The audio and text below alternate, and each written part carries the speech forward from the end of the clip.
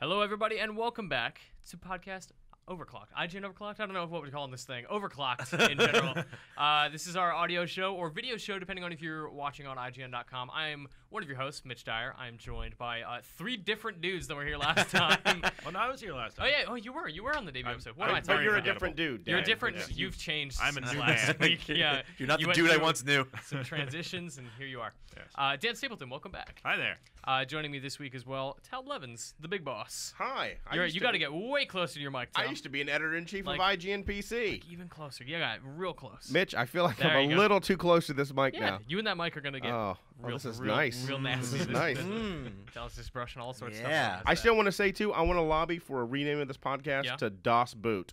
Oh, man. God. Man. Damn it, Tal. Woo, Eric made this nice logo for us and everything already. Oh man, Vincent Janito, welcome. Hi. You just got back from Evo. Yes, I did. I survived Vegas miraculously without getting the Ebola virus or the Heyo. Vegas cooties. Evola is really good. I've never heard that. Oh yeah, That is magnificent. every year. So we have a bunch of topics this week on the show. We got all sorts of different stuff because we got new people here, got some new friends, got some good new topics. But something that's kind of overtaken the office is Rocket League. Have you guys been playing this yet? Yes, I have. I played Rocket League. Dan? I've played a little bit of Okay, Rocket so we've League. all played Rocket League. That's good. So the thing, it's free on PlayStation Plus, which is Yep. great because if you like, That's how I got it. okay, awesome. I was going to say, I haven't actually, to be fair, I haven't played on PC, but I Well, played on PlayStation. I, It's that's- cross-platform, yeah. though, so you probably played against some PC players. I did not know that. That is Yep. awesome. Mhm. So it's funny because I played this game at GDC and thought it was super unremarkable. Like I had fun with it. It's this. So if you don't know what Rocket League is, it is a competitive soccer game between it can be 1v1 or 4v4. It is competitive soccer in an arena where the players are cars. Yep. I think you'd also do 3v3 and 2v2, and I Yeah, think anywhere up 3v3 between. is the default mode. Isn't Yep. it? Yeah, because What- it's the best. So what it reminds me of in an old N64 Dreamcast game is I San saw your Francisco notes. Rush 2049. Yeah, Like, it feels- totally absolutely. reminds me of It 2049. feels just like it. Like the physics of the cars immediately, as soon as I hit the accelerator, I was like, I'm playing Rush 2049, 100%. Yeah, and I think it's that like that arcade sense, and the physics are just a little bit off, but they're convincing enough that it does feel really good. And what blows my mind about this game is it's free on PlayStation Plus. Obviously, they get a lot of downloads there. It's really popular on PlayStation Plus, but it's also weirdly popular on PC. I was looking at the concurrent players. Like I just jumped on to see like, how many people are playing this? What's the peak concurrence? And when I checked, there were more people playing Rocket League than were currently playing Grand Theft Auto 5. That's crazy. Which is insane. Like it's doing really well. It was like at almost 300,000 downloads last I saw, and it's like 15, 20 bucks. It's a lot of quick fun. I mean, that's really what Yeah. the game is. It's about quick action. You can pick it up pretty fast, but also, like, to really master it takes a lot of technique. So you really have to kind of play it for a while if you really want to get really super good at it. But Yeah. you can jump in and just have a lot of fun with your friends. And I think that go ahead. I was gonna say I was tragically bad at it for like the first 5 matches. Oh, I yeah, played, yeah, like of course. horrible. I was like, wow, I'm never getting good at this game. Well, I mean, one of the good things about it is the AI is actually respectably good. Yeah. Like if you start Abusive on yeah. higher levels. Yeah, Yeah. you start with the beginner AI, and it's like, okay, I figured this out. Then you go up to the middle range is called pro, and that one actually puts up a decent fight Yeah. for somebody who's just learning. Yep. It just is so bizarre to me that this game is as popular as it is for this like throwaway thing that by all means should be a mini game in something bigger, right? Like, oh, it's car soccer, it's funny, it's silly, but there is substance there, and it really does come down to that. I think if they would have called it mastery car and- soccer, it might have been even more popular. The best thing I saw was sock car. Yeah. Sock car. But the other thing is because of how, and I hate to say this, but like because of how few people in our country like immediately a lot of people look at soccer. Nope, I don't care about that. Exactly. You know, like, And that was me, Okay, like, I don't- car football then. Right, exactly. You have to call it car football or Yeah. something. But yeah, and what's really cool about it, one of the things I love about it, I think one of the reasons why Fold them. it's why it's taken over so much is because you really do have to learn kind of basic soccer fundamentals in order to play the game effectively. Like you can't constantly flail at the ball and just No. aggressively be like, I go there. You have to think about like hanging back at midfield. You have to, putting in like lead through passes into like, across the goal for your teammates to come And and that's get. when it feels the best, right? Like if somebody kicks it off, like and just drives right at the ball, knocks it off the wall, and it comes sailing back toward you, and you do like a backward flip bicycle Yeah. kick thing, Yeah. and it goes in. It's like that was incredible. In the same way a soccer goal is Yeah. incredible. Yeah, I like Yeah. to think that's how Pele drives in Brazil. You just see him driving down the road like that. Just I think jumping and spinning and for no reason. I think it's just a great example of a game that has very simple mechanics and rules in a lot of ways, but it just leaves a lot of room for interpretation and technique. Sure. There's just a lot you can do in this wide open field. To do things that are unexpected. Yeah, and as simple as it is, like, it does really take a lot of finesse. And like you're saying, like, after you play it a few times, you definitely get progressively better really quickly, but you got to play it a lot to get really good. I mean, there's a lot of little ways that you can trick your car and get it to get that perfect little, tip shots and everything. Hitting the ball in the air, it takes some practice. It takes a lot of practice. Yep. Especially if you want to do it the right way. But I think one of the most remarkable things about it is that it's a multiplayer, almost multiplayer-only game that survived massive server problems for a week and is still hugely popular. Like that, like when a server just totally craps the bed out of the gate. It's like a death sentence. That's death sentence. I'm mixing my metaphors all over the place, but Whatever. like, usually like that can really just kill the momentum of a really fun little multiplayer game. Even a big game, even a big game that'll kill. Yep. So it's amazing that a small one didn't die to that. Yeah. But I guess it was just crushed by demand of people pounding the servers. And honestly, too, there's not a whole lot out right now, to really It is that keep nice, a lot of like, interest. So it's a summer good time for this to come out. doldrum Yeah. period right now. I mean, Which is great. it kind of reminds me of when Nidhogg came out last year, right? Like, Yep. it filled a little gap, but that was a lot of fun. Really, again, simple game, multiplayer game, but it was a lot of fun. And the commonality between those two is they are both extremely focused on their hyper-competitive elements, and that's it. That is the game. It is here, there's two goals, and it's soccer and your cars, and there's turbo, and the kind of stuff you do in between makes it interesting. Like the way you drive your car and the way your team interacts with each other. Like the cars are all essentially identical, but when I play with just Tal versus, okay, now Vince is in the mix. Vince plays in this very specific way, or Dan is going to come and he's going to be like the enforcer. trademark. Like Dan's job is I'm going to collect all the turbo and I'm just going to kill everyone. So I bring someone out of the game for a few seconds, and that lets us get a breakaway. And that kind of stuff really makes it interesting.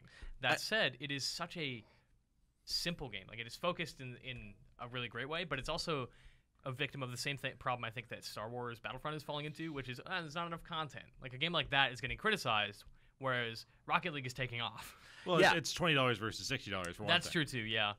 And I wonder, like, what is the... I don't know, people want more modes already, too. Right. I mean, it's interesting because, I mean, things like, esport heavy games, how many modes are there in Dota? How many modes are there in in a fighting game like Mortal Kombat or Street Fighter or anything like that? Like when you have these very pure competitive games, like modes they're important to some people who want variety, but some people who just want to get good. Yep. Like those people just get laser focused on just improving their technique and throwing different techniques at people that they haven't seen before. But there's something to be said too, right? They obviously hit a good formula. If they would have started to add more modes, would they have lost that formula? It would have been just a mess and chaos, right? Yeah, like, and would have not been any well, fun that's anymore. why you see stuff like Dota and League of Legends have seasonal events that are temporary. They happen, you play them, and then they're gone forever, and you never play them again. I mean, that's changing now. Like Dota 2 has custom game modes, and I wonder if there's a place for stuff like that, like a weird one-off event in Rocket League where it's like, oh, we made the ground ice and now it's just hockey. like Rocket League's McRib is what you're talking about. Yeah, exactly. Well, I mean, McDonald's Dota 2, they share a lot of things in common. They do risk, if you have a bunch of different stratified modes, you risk dividing your community up between a bunch of different things, and then you make it hard to find a game, or you don't have that big group of people all playing the same thing. Yeah, having that common thing. This imbalance of, well, we have a separate queue for the new game mode, but not as many people are playing it because it gets in the way of actually getting better or playing the actual competitive game that we have. Right. So it's a double-edged sword, and in this absolutely. case, it does seem to be really working out for them. But I guess the question is there a long-term future for Rocket League? That's going to be the interesting thing. Because lots of hats. Yeah. And because Brandon Tyrell, our reviewer on it, like one of the things he criticized it for, I think rightfully, is that there is no real sense of progression. In a Dota or something like that, you've got that progression in the metagame where you progress. Your understanding of the game. Yeah. Well, yeah, but and you how it you changes also, over time. But you also unlock new stat boosts and things like that as you go, right? Well, No. no, Not in Dota. In In League, League, of Legends. you get like runes and various Yep. spells that you can, Right. So I mean, But there is that, yes. Yeah, in a lot of games they have that just to kind of give people something to strive for, some achievements basically. But they do boost your abilities in some way, and some of them can slightly change the way you play. Whereas this one, every game is going to be the same because it's such a level playing field. And they've Not already, the walls, Dan. not the walls. But they've already said, like, we're not going to, change the performance of one car over another because it's all, like, even though cars look different, they all perform exactly the same. Yeah. Right, because you want to have balance in the game, right? And it's the simplest form of balance, though, right? It's not everything the same. Right, exactly. Right. It is a perfectly level playing field, and you look at something like StarCraft, right, where it's a level playing field, but because the sides are completely different, but they've meticulously balanced it so that no one side is more powerful than the others. Theoretically, right? Yeah. As opposed to just having just one faction fighting against each other like RTSs used to be before StarCraft came along. Or competitive StarCraft. Blue is Marines right and now. Red Marines, or before Command and Conquer, I guess. Yeah. I think what's interesting about it too, like, we ask how did it survive, and versus the expectations for something like Battlefront. I think also what you got to think about is that, something like Battlefront is part of a genre and subgenre that has a history, right? There's all these kinds of competitive shooters like Battlefront from which people draw their expectations. It should have this many modes. It should have this many guns. What's the last game like Rocket League anyone played for someone to even have the expectation, well, this game ought to have this many cars and this many different modes? And that doesn't really exist. Arguably, FIFA is that game, right? And FIFA has RPG elements to it, and everyone has different stats. Well, it's kind of that's true for the individual players, but for like sports games, for the most part, there aren't that many modes because it is a sports game, right? It's something you have set rules for whatever the sport is. So I get that, but I also hear you, like being able to add extra things, like maybe having weapons down the road, maybe having mines, maybe making it a little bit more interesting in certain ways. Maybe have glider wings where maybe you can fly. Really make it Rush 2049. Right? Yeah, exactly. Right. Yeah, I think like long term they will need to do something to mix it up and get people reinvested in it. People who aren't necessarily the hardcore guys who just want to hone their technique and be the best at this. I think people want to come back for the novelty after a while. It's a cute, charming, absolutely fun game right now. Yeah. Somebody was asking me, like, do you think this has a future as a competitive game? And as great as it is, I really don't think it does. No. I think this is one of those flash in the pan, like, this is awesome. It's succeeding right now. It's huge. It's blowing up. But it's going to be very, very small. I agree. And there's honestly nothing wrong with that. No, they'll make money off of it, and people who spent money or got it for free will feel like they got their money's worth out of it. Everyone wins. There's nothing wrong with that. Yeah, and it's one of those games that at the end of the year, everyone's going to be doing Game of the Year deliberation, going like, oh man, like this was like arguably the best sports game of the year. Like maybe this will beat FIFA this year. Well, and maybe they're setting it up too for maybe they do have plans to do something even bigger right down the road, and they do want to expand on it. And maybe this is a good base for them because they've been really successful. Or maybe they didn't, early and on. now they can. Yeah. Well, initially they said they had aggressive DLC plans, but they've kind of backed away from that. Yeah, well, good call. Right. Don't ever say that. Don't ever say those words. Don't ever say you have an aggressive DLC plan. Yeah, before the game is out. Yeah, it does kind of make sense though for a game that you're giving away on PS Plus. It's like that's how you're going to make money off of it. You got a big install base out there, but on the PC side where you're charging $20 for it, it's a little off-putting. Yeah, I'm going to throw you guys a curveball. We're going to go to the third topic on our list in a second. I think it's really great that Rocket League has competitive play across PC and PS4. Yeah, PS4. PC and PS4, which is great. Is it the first game to do that? Crossplay between PC and PS4? No. Well, Final Fantasy Online does it. I think there are a couple 14. others. Is it?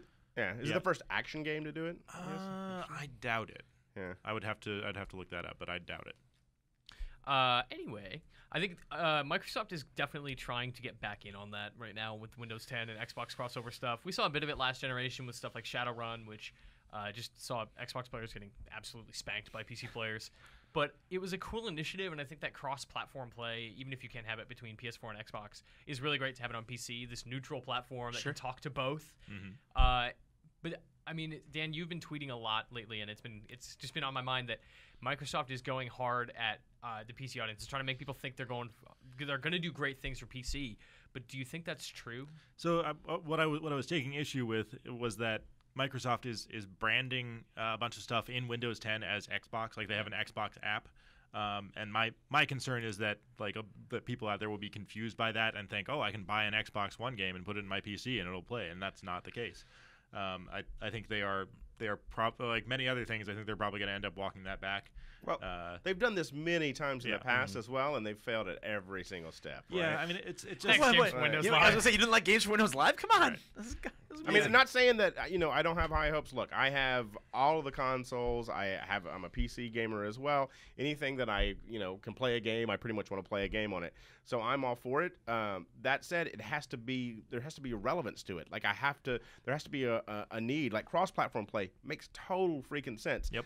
Things like the achievements or trying to bake in features that don't even make sense on the specific platform. It doesn't work for me. A lot of it just seems like really trying to just bake in things that you don't really need. Well, and like it comes at the cost of locking down PC games in a console-like way. Games for Windows Live did that with save games. Like I lost my Batman Arkham Asylum save many times. Like I just want to reformat my computer, and I just lost the save because it wouldn't transfer because it's like encrypted because of Games for Windows Live achievements, which I don't care about. I couldn't play Dawn of War 2, Warhammer Dawn of War 2 for a long time because it wouldn't properly read my save file. Which sucks because that game is incredible. It is. And they fixed that. They've removed Games for Windows Live from pretty much all games now. So you've also been a pretty big naysayer of the streaming. I just it saddens me to see Microsoft's philosophy on adding value to the PC by turning it into an accessory for the Xbox One. Like totally well put. Yeah, that's a feature.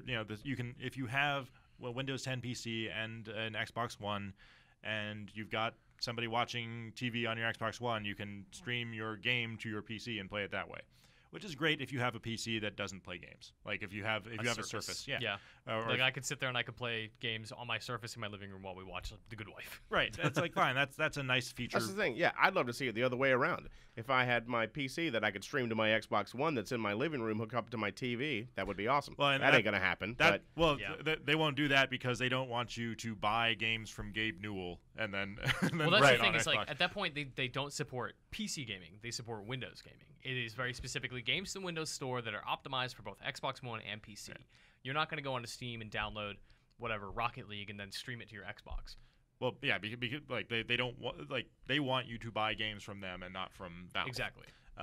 But I mean, Valve is putting out the Steam Link this November, I think, yes. which is going to be a $50 dongle that you just plug into your TV and stream to that. To the TV. So it's just a matter of switching your input again. But yeah, if the Xbox One would switch my inputs with a voice command, then it would actually be useful. But anyway, man, that would be great. That'd be so good. Yeah, but they don't want to do that because I want to lock you into that. But hey, let's stop talking about the Xbox. Yeah, well, I want to talk a little bit more about it because I think it's interesting. Phil Spencer tweeted this week, and there was a little bit of confusion around the tweet, like what the intent was. But the understanding that I had from this was that Phil said mouse support is coming to Xbox. And yeah, so that's not the first time they've tried to, or they've implemented mouse support on a console. The PS3 you could plug a mouse into. Yep. The thing is they're never going to implement mouse control in games because it will upset their level playing field. That's true, and you also they would have to come with a pretty significant update to Xbox to allow people to customize their bindings, and if you're going to have mouse and keyboard support, every game needs it. You have to hit that level of expectation that a PC gamer has if they're going to be playing a game on their console as though it's a PC game. Well, that's the thing, right? With console games, you can lock in exactly what you want the control scheme to be. Yeah, as a developer, I mean, on PC, you got to leave it a lot more open because people want to be able to, they have certain setups that they're used to resting their hands in certain places or certain ways they're used to playing games. So you have a lot more control. And it's also so easy to hook a PC up to a TV anyway that I struggle to see what the value. I did it this weekend. Anyway. Right. I was like replaying Portal. It is literally one cord. It is literally I plug my HDMI cord into my TV like it's like my PC is a console, and there you go. But that's where Steam Link comes in, and that's where I'm so tired of dragging my PC out of my room and into my living room. Well, laptop. So yeah, that's the thing for me. I still haven't gone small form factor for my case. I still have a big honking case, so that's the only thing for me. Yeah, and I think Steam Link is going to be my solution. Like my Xbox One is not going to be my PC gaming middleman. No. It's going to be a Steam Link. And I think that Xbox has a long way to go if it wants to marry PC gaming with console gaming. I mean, Valve's got just such a head start on that. I mean, that's where it's just like, it's the only reason I use iTunes now is because that's where my music library started, and I have so much invested in iTunes. They just trapped you early. I don't particularly like the interface. Sure. I don't particularly, I don't particularly care for the features. Has its issues too. But that's what I'm locked into. Yep. With Steam, that's where my entire games library is, and that's what I want to play on. Well, that's the thing too is you think PC gaming and you think Steam just instantly. It's just how it works. Like you don't think Green Man gaming. You just don't. When you think of music, you don't think of any I literally can't think of anything that's not iTunes. Well, Maybe they're you think of streaming stuff like Spotify and Good RDO old games. I do have some stuff on Good Old Right. Games. It's Me not too. on Steam that I use. But Officially GOG now. They Yeah. dropped Good Old Games. It's Oh, no did longer- they? Oh, I yeah, didn't it's know no that. longer GOG. Yeah. GOG. But even But, then, like, I you just add that stuff to my Grog. Steam library. Like Right. I add it as a non-Steam game, and now I can boot it through Steam, and it tracks my stats. And like, Because now they've got GOG Galaxy as well, which is a pretty competent competitor for Steam as a launcher and client. But I'm invested, Dan. I can't. Yeah. Like Steam is always going to be there. Like even if you were to put your Steam games, games you bought on Steam into the GOG Galaxy client and then use that as a launcher, it's going to launch Steam in order to launch those games. Yeah. So like Steam is here to stay. Like that's not ever it would take a major catastrophe on Valve's part to drive people away from that. And it's silly of Microsoft to think that they can circumvent that by only supporting Windows games, not PC games. and as a it's whole. not even Xbox games, right? Like Right. you're going to be streaming Xbox One games to your PC next year, but one of those games is not going to be Halo 5. You're definitely not going to be playing Halo 5 with a mouse and keyboard. No, well, I mean, you can stream it to your PC, but you have to use an Xbox And that's controller. my point, yeah. is if you really want to make PC gamers feel like they are part of your video game ecosystem, you have to give them the tools they're used to. Yeah, the But control at the same systems time, that they want. like that would disrupt Halo multiplayer in a big bad way. No. Even though the I'll design tell you of what, Halo, yeah. I play a lot of PC games with my Xbox controller now. Me too. Still, so I do as well. I mean, certain games, like for one thing, they just don't do a great job of doing the mouse and keyboard implementation. So, it's designed to be played with a gamepad. So sometimes you just have to do that. So, is there a solution? Can Microsoft, what does Microsoft need to do to make PC gaming relevant for, I guess, the Xbox gamer or anybody who wants to? I mean, Like me, I would love to marry those and just have one. The idea of Xbox as a video game platform on my PC, on my console, on my phone, whatever. What do they need to do to achieve that? I don't think that's a possible thing to do. They've I got don't think it's multiple platforms. Yeah, I don't think it's necessary even. Yeah, Too no right? one needs that. I don't For think. me, it's they think they do. Well, to- they for- want people to For think me, they need for me, it. it's kind of like the failure of Windows 8, right? They wanted to create this OS that would be work on tablets and work on desktops and actually on the Xbox as well, right? With the Yeah. same kind of looking interface, and it just failed horribly for everything, in my opinion. I Yep. mean, I hate Windows 8. Can't stand that that interface. Well, once you install Classic Shell, it gets better, but Right, because it's and no 8 longer point- Metro. And 8.1 did a good job of getting away from that. But I think one thing they could do, for example, is implement a cross-buy like system. Yes, and that's so- the major catalyst for me. Yeah, so and they also have to put out their A-list games on PC if they want to make PC gamers feel like they're being treated equitably. You've got they are putting out Gears of War, right? Yeah, the Gears of War remaster. Oh yeah, Ultimate Collection, and they've Right. hinted very strongly that Gears of War 4 was also going to be coming to Right, PC. which would be fantastic. That would be a great step in the right direction. What we don't know is if you buy it on Xbox One, do you also get the PC version? Right, That next would year be- when I buy Quantum Break, is there save parity between my platforms? Can I play on Yeah, PC at home and then bring it to the Right, office and and just Exactly, grab my cloud save? because that would be on kind of neat, right? Because then you're able to go back and forth between platforms and still be in the exact same space. But Because that's, a lot that's of times. that's what worries me about the streaming stuff. Them saying, "Oh, you can just play these Xbox games on your PC."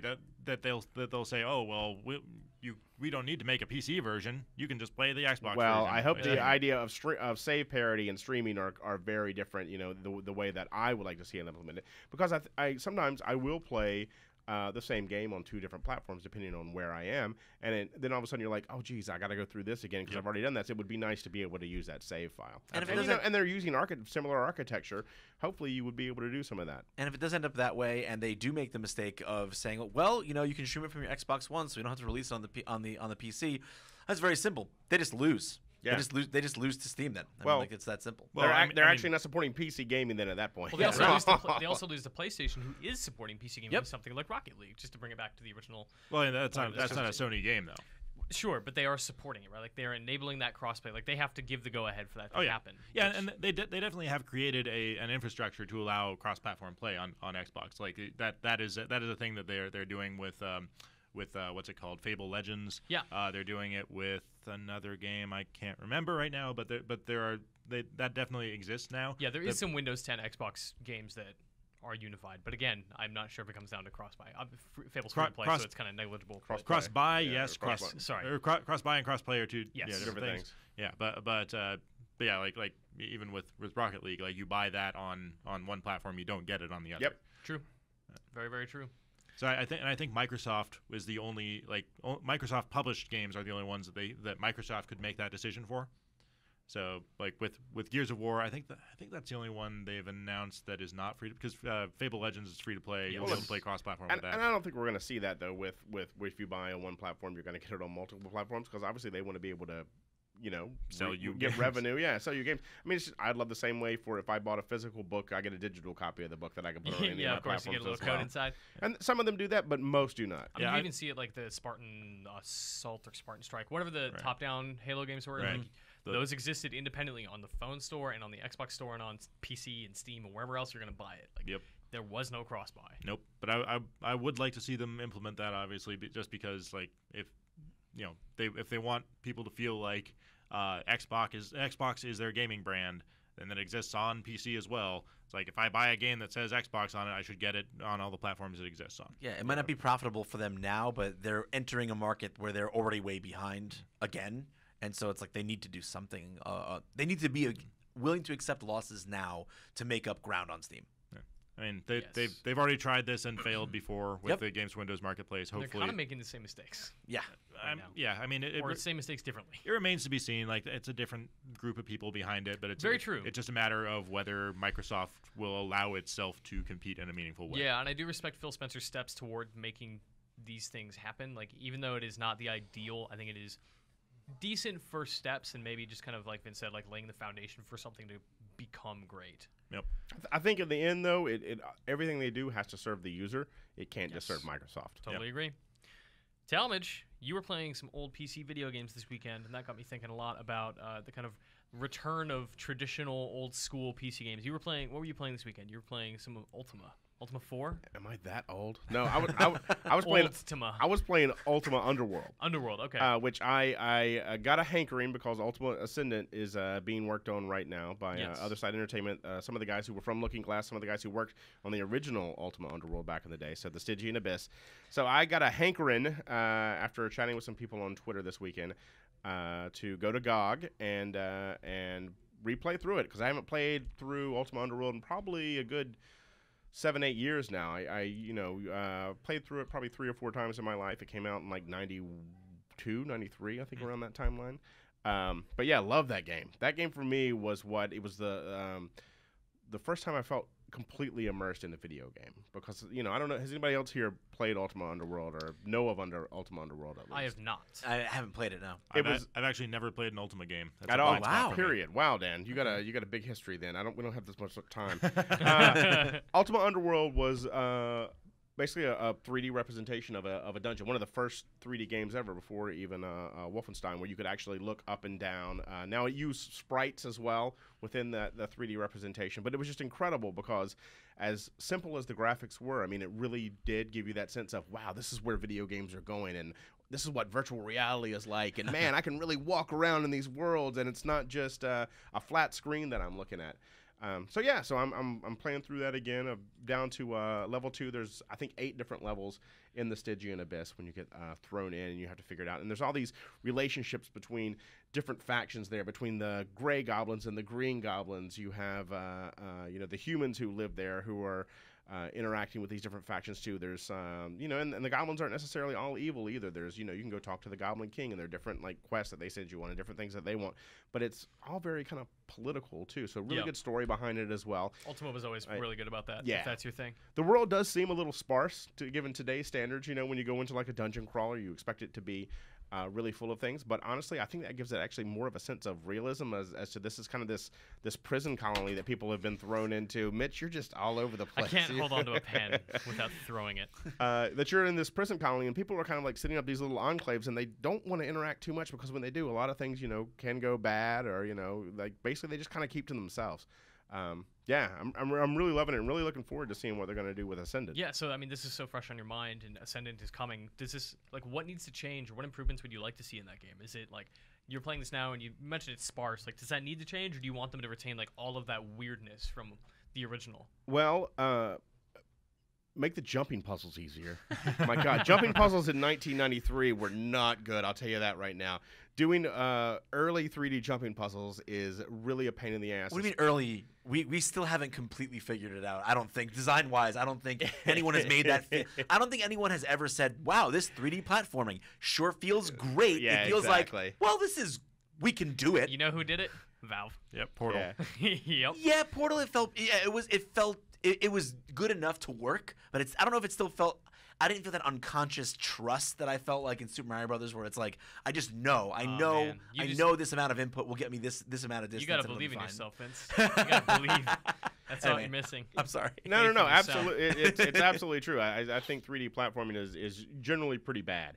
But in this, in Ultima Underworld especially, you feel like a rubber ball because you hit a surface and you just like bounce and keep flying back. It's just kind of crazy, the physics in that game. But I think everything that we expect out of a modern gaming, obviously a huge graphical upgrade.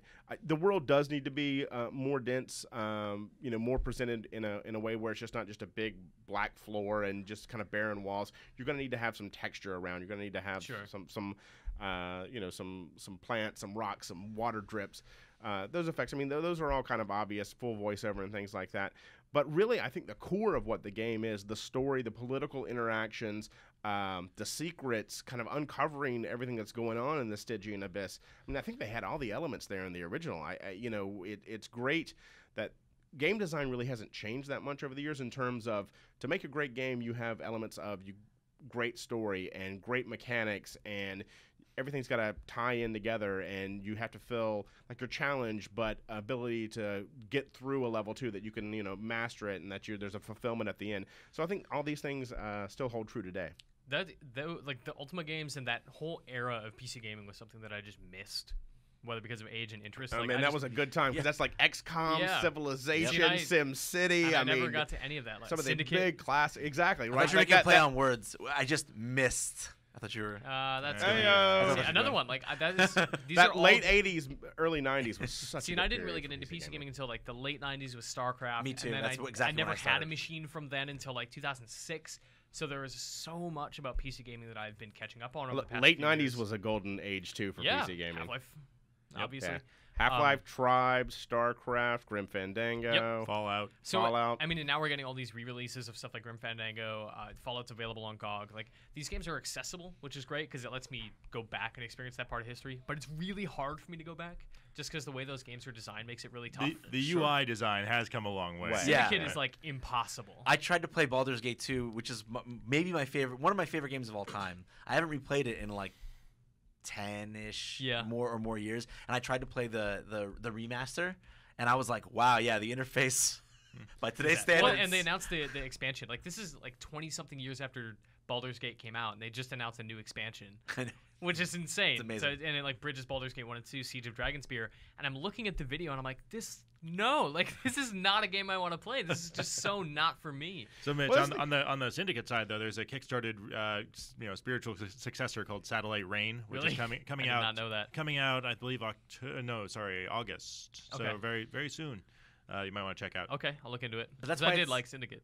I think that's one of the things though that we're so I have fond memories of these PC games, but even going back and playing Ultima Underworld, I forgot how frustrating those jumping puzzles were. Right, so they're just things that you take for granted that at the time you were like, all right, whatever, this is amazing. You weren't used to that progression and that evolution yet of where we are today, and then you go back to them, and some things can be a little frustrating. I can certainly forgive a lot of those things. But you're right. There are a lot of things you're just like, why the hell was this even a thing back then? Yeah, XCOM, UFO Defense is my favorite game of all time. But the only thing that keeps me from recommending it to people is the UI has not aged well. Yeah, it You was just spent all that time back then, like letting it become part of you. Yeah, so and you can manage it. you read a thick manual before you even started Yep. playing. But like now trying to get somebody into that, it's like there's a big barrier to entry figuring out how to do everything. Yeah. You were going to say something, Vince? Yeah, I was going to say that's why. But the reason, if you don't want to deal with those old interfaces, that's why you play some of like their modern day equivalents, like Pillar of Eternity, like Divinity: Original Sin, and all these great games that are now coming out that are informed by all those games, but with the things that we have learned since then. See, and even those games, like having new versions of these old games, and we're seeing stuff like there's like the Planescape Kickstarter, like there's a new Planescape coming, which is cool. Wasteland 2. Wasteland 2, and I look at all of these games, I'm like, this is awesome. Like these are Bard's Tale? These are Bard's Tale 4? PC games. Yeah. Yeah. These are very, very hardcore, very PC games that probably couldn't happen on console. They'd be a nightmare to play. Well, Wasteland 2 is coming out on PS4, I think. Really? Yeah. Oh, wow. That'll be interesting. Good luck. I want to see how they handle that. So was just steal- Wasteland, right? The original Wasteland. Are they doing that? Maybe, I don't know. Back for consoles? I thought they were. Well, I feel like that's Could why be Fallout wrong. 3 went a very different direction. Like, they wanted to make Fallout accessible to a new audience in a way that is interesting and funny and exciting like it was, but in a new fashion. Absolutely. I mean, again, it's the evolution of the game and what people are used to and putting it in that immersive world. Well, and Fallout 3 was an entirely different developer and Bethesda never made a turn-based combat game, as far as I know, did they? God, they may have in like the early 90s, but who knows? But was Wayne Gretzky Hockey turn-based? Did I they love make that game. Yeah. What? Yeah. Oh I think my it was God. Todd Howard's first game. No that way. he worked on. Yeah, I love Wayne Gretzky Hockey. Was that back the in day. N64 game? No, well, I think it might have been on N64. I played it on Amiga. Oh, on a computer back in the day. Yeah. Okay. That's intense. Yeah. Yeah, but even like you mentioned Pillars of Eternity, that's a game I look at. I'm like, this is a beautiful modernization of these old games. And I watch a video of someone playing it. And I'm like, this is still so not for me. Like, I respect that it's here, but like, there are some things in PC gaming that I respect but cannot. Let me ask you this: have you ever with. played Oregon Trail, Mitch? Yeah, of course. Do you remember Oregon Trail? Yeah. Yeah. Vividly. Basically, just a space bar to shoot deer. Yeah. What if they did an Oregon Trail today that was done like in a style of the more modern Fallouts? Where They it's did. just It's called Red Dead Redemption. Where it's just where it's a frontier game though, where you have to go from say Baltimore, where you go from the East Coast, Baltimore or Boston, wherever on the East Coast you want to start. You have to go through and say they have a good Cabela hunting game where you're actually there in first person and you have to shoot deer. You're talking and you badly have to... about Big Buck Hunter. But I could see that actually being really fun. Like you're going through the frontier experience. That as an open world rebooted new gen. Man, I can't wait to get cholera in first person. Yeah. That dysentery is real. It's real bad. And the Oculus Rift version. I was gonna say, yeah. Don't look back. Yeah. Don't look back, Very Dan. vivid. Yes. Great. You can just watch your children die in real virtual reality. But yeah, I mean, everything that is old is new again. I mean, they're doing King's Quest. Yep. Oh yeah, God, that's out soon. That's very soon. We're expecting review copies very soon. Well, we've seen the obviously Telltale with the resurgence of old school point and click adventure games. They've shed a lot of the stuff that didn't work and focused on a lot of the stuff that people love with story. But then you have Broken Age. Yeah, which is very hardcore in a game that I don't like. It is so point and clicky and so like I got to the first puzzle I got stuck on like halfway through episode 1. I was like, I'm done. I just can't hang. But again, another thing, I'm so happy it exists because it makes all of my friends so happy. And it also depends on how they handle those things too. The whole point and clicky stuff. Like I am gonna get skewered for this. Actually, I got skewered for this for a review I wrote for IGN as a freelancer. But like I didn't love Sam and Max. Because I felt like some of the puzzles were it was literally just, hey, I've got to find the hidden point on the screen it was that very I can. pixel hunting. Yeah, it was very pixel hunting. That's adventure games back in the day. Yeah. And there's adventure game logic where it's like only the game designers can imagine like why you combine glue with cat hair to make a mustache. Yeah. I mean, that's what I did, Dan. It was, yeah. I mean, right now. Tell us where I'm right now. Yeah. Yeah. It works. Yeah, and there's more absurd examples of just combining like arbitrary things which force you to just combine everything. Although like in modern internet age, like those puzzles just don't really work anymore because you can just look up the example or the answer online in 2 seconds. Right. Oh yeah, I'm just instantly I get stuck on something in Grim Fandango because I was replaying it on Vita. I was like, I don't understand this. And I just went to the wiki Miranda was making. Like, all right, perfect. Now I know what to do. But it robs you of that discovery, which is what made those games special, which is why I couldn't enjoy it as much. I think it was the Monkey Island remastered that just had a very gentle hint system. Yeah. That would kind of nudge you in the right direction and then give you a little more until you finally get it. Which is a much better way to go about that. Yeah, I was able to finish Monkey Island 2 until the very, very end without a guide, and I felt really good about that. But yeah, I saw the King's Quest remake at E3, and like I think you might actually like it. Like I'm very excited for it. It looks awesome. It does have that use item on thing. Sure, yeah. So it has those same kind of puzzles, but the Very Odd Gentlemen are like Odd Gentlemen, Very Odd Gentlemen. It's just Odd Gentlemen. Odd Gentlemen. Those guys they make cool, smart games, and they just get modern game design in a way that I think is hopefully beneficial for King's Quest. Yeah, and I don't think they'll. Me? I don't. Based on what I saw, I don't think they're going to make anything too ridiculous. No, that's good. Yeah, I really, really, really wish, and maybe you know something that I don't know, Dan. I really wish somebody was working on a good old school Mech Warrior redo. Oh yeah, like Sim style, where you go in, you build your mech, you pick the parts that you want, you're able to salvage parts after battles. And MechWarrior Online love that game. has that to some degree. It doesn't have the single player aspect, which I think is probably what you want, Tal. I'm still waiting for From Software to do like a really hardcore, good Armored Core game. Well, they did it. It was called Chrome Hounds. Yeah, very true. And it was amazing, and no one played it, Yep. and I cried. That was the last game I can think of that really went to the extent, even close to the extent that MechWarrior went to. But Chrome Hounds was good. Maybe they should have put it on PC where people play mech games. Maybe. Well, it's kind of funny to me. Speaking of like something like Chrome Hounds and to MechWarrior, Valkyria Chronicles is to XCOM. I don't know if you ever had a chance to play that. I never did. No. Yeah, I know. I told you about that, but it was funny to me to see that kind of game on a console, and a lot of people on console go saying, "Oh wow, this is a brand new kind of game. Yeah. I've never played a game like this." And I was like, "Oh man, this is just XCOM." Like, Yeah, it's XCOM, but you get to play it a little bit like Rainbow Six, kind of. yeah, XCOM meets anime. Yeah. Which is Valkyria great. I love so Valkyria good. Chronicles. That's a great It's great. I mean, the story's kind of throwaway, but there are some good characters. Yeah. And the combat is awesome. Our And style that is on phenomenal. And that PC came now. out, yeah. Yep, came for like out came $5 out- to $10 on any given day. Yeah. I need to try it out. Well, it's in my massive pile of games I need to try out. Yep. Yeah.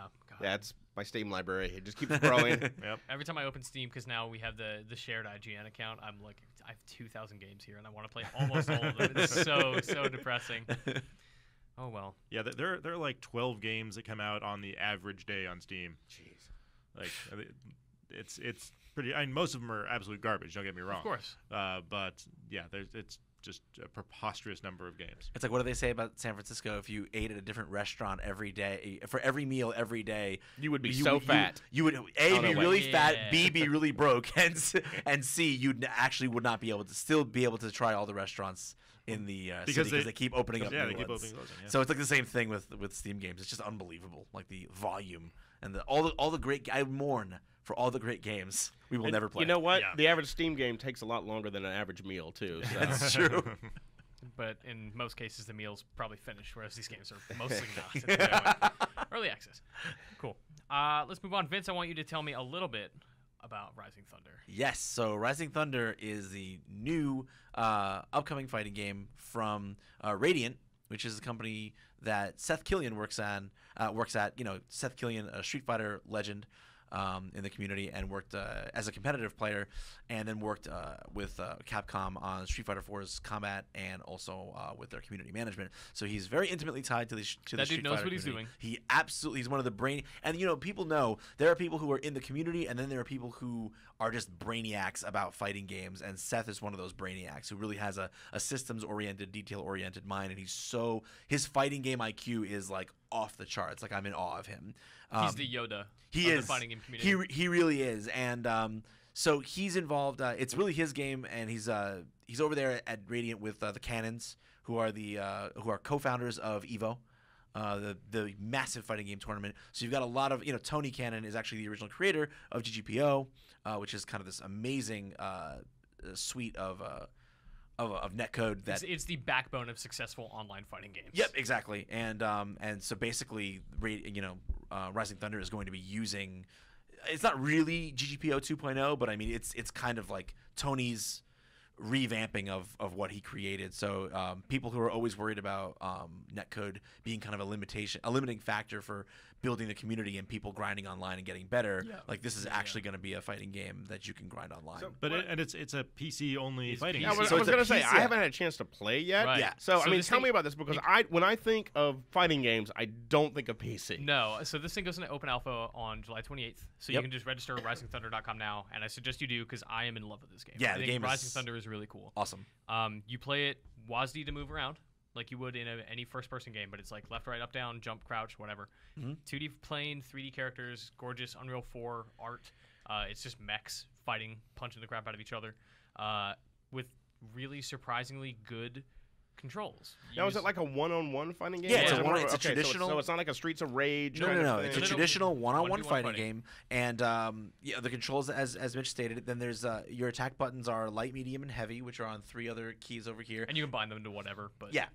And then up here, you've got Special 1, Special 2, and Special 3. And this is where the game really differentiates itself, is all the special moves, which will be quarter circles, half circles, 360s, and all kinds of other all the wacky stuff that is inputs. kind of a pain in the ass to You do know, in fighting games. Well, all of that- especially on a keyboard. Yeah.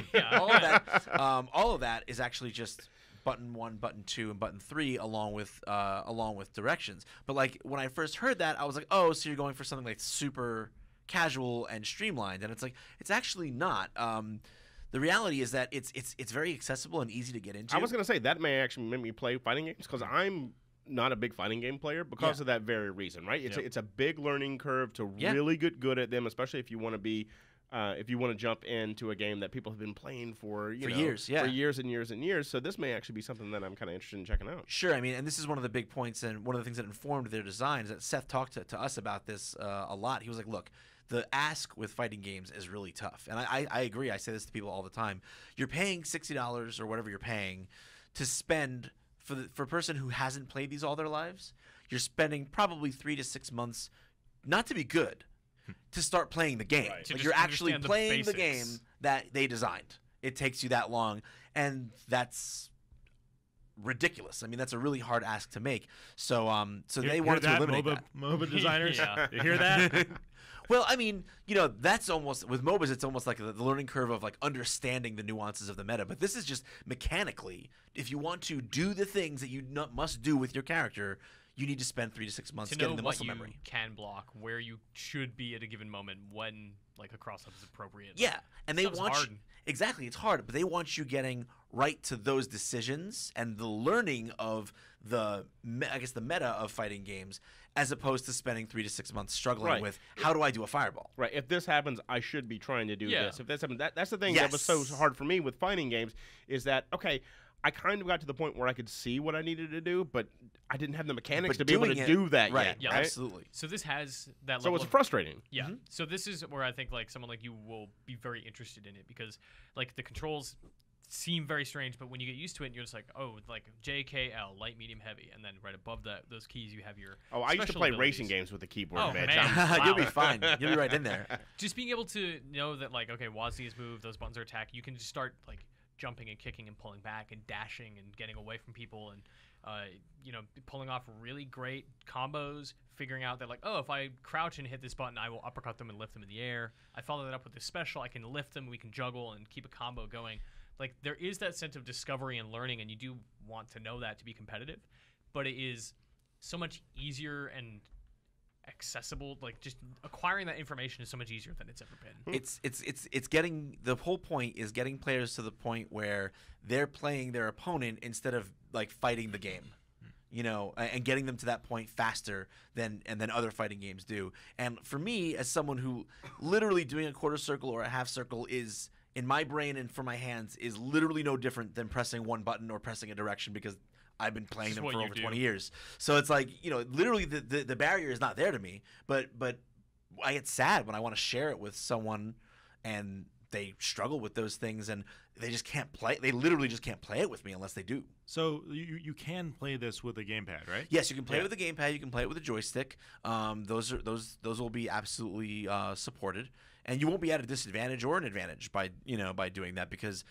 there is no quarter circles to do. There's no half circles. It's just literally Positioning and button presses, exactly. And that's what ostensibly fighting games are supposed to be about: decision making, positioning, and pressing the right buttons at the right time. Anyway, so this just kind of filters the process. Makes the combos not so difficult. You won't often hear me clamoring for gamepad support on a PC game, except that like for a fighting game, it's like I want you to come to my desk and play this. Well, I want you to try this on the keyboard. I was just thinking, for a fighting game, that those are 2-player games, and I don't have 2 keyboards set up.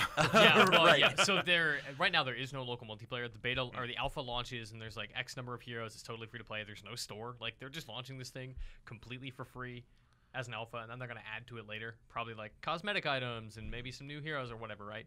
But like the setup is ranked multiplayer online only.